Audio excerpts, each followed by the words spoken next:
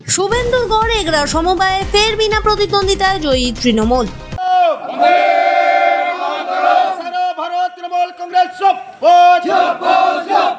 আমার নেত্রী, আপনার নেত্রী, জননেত্রী মমতা ব্যানার্জি মমতা ব্যানার্জি নেতৃত্বে পূর্ব মেদিনীপুর জেলার খালিনা সমবায় কৃষি উন্নয়ন সমিতির নির্বাচনে ফের বিনা প্রতিদ্বন্দ্বিতায় জয়ী তৃণমূল কংগ্রেস।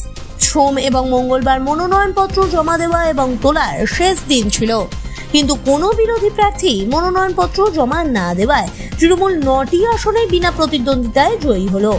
লোকসভা নির্বাচনের পর এগরায় লাগাতার প্রত্যেকটি সমবায় নির্বাচনে হারছে বিজেপি সহ অন্যান্য বিরোধী দলগুলি।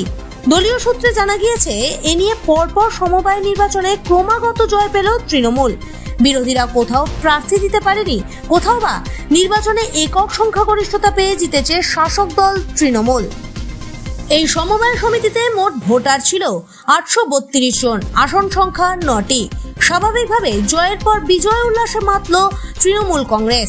একে অপরকে সবুজ আবির মাখিয়ে বিজয় উল্লাসে মাততে দেখা গেল তৃণমূল কর্মীদের। তৃণমূল কংগ্রেসের অঞ্চল সভাপতি তথা এই সমবায় সমিতির প্রার্থী সিদ্ধেশ্বর বেরা বলেন, এই জয় মামাটি মানুষের জয়। এই জয় আমরা দলনেত্রী মমতা বন্দ্যোপাধ্যায়কে উৎসর্গ করছি। উপস্থিত ছিলেন জেলা পরিষদের সদস্য শান্তনু নায়েক। সামনেই 26-এর বিধানসভা নির্বাচন, তার আগে এই জয় শাসক দলকে বাড়তি অক্সিজেন যোগাবে এমনটাই দাবি রাজনৈতিক মহলের। Bureau report, Bangla Time. খালিনা সমবায় সমিতির নির্বাচন নোটিফিকেশন হয়েছে প্রায় 1 মাস আগে থেকে। কালকে খালিনা সমবায় সমিতির নমিনেশন পত্র তোলার দিন ছিল।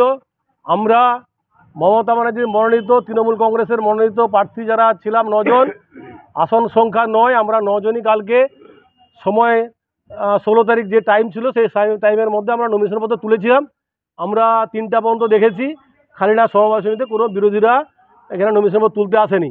আজকে সেই 9 জন প্রার্থী আমরা আমাদের জেলা পরিষদ সদস্য শান্তনু নায়েকের নেতৃত্বে আমরা নমিনেশন পত্র এখানে দাখিল করেছি, এবং সেই সূত্র ধরে যেহেতু কোনো বিরোধীরা নমিনেশন পত্র তুলেননি এবং আজকে জমা দেওয়ার কোনো কথাই আসছে না, আমরা 9 জনই তৃণমূল কংগ্রেসের মনোনীত, অভিষেক বন্দ্যোপাধ্যায় মনোনীত, মমতা ব্যানার্জি মনোনীত যারা প্রার্থী ছিলাম, আমরা বিনা প্রতিদ্বন্দ্বিতায় জয়লাভ করেছি।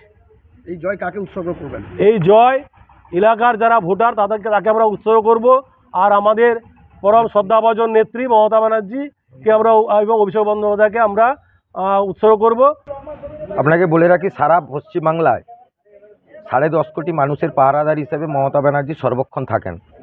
তো সেই জায়গা থেকে বাংলার উন্নয়নের স্বার্থে এবং বাংলার উন্নয়নের সঙ্গে সঙ্গে সমবায়গুলিকে যে জায়গায় যে পরিণত করেছেন মাননীয় নেত্রী 2011 সালের পর থেকে, তো সবগুলি সমবায় সমিতিতে দেখবেন 99% সমবায় সমিতিতে তৃণমূল কংগ্রেস জয়লাভ করছে।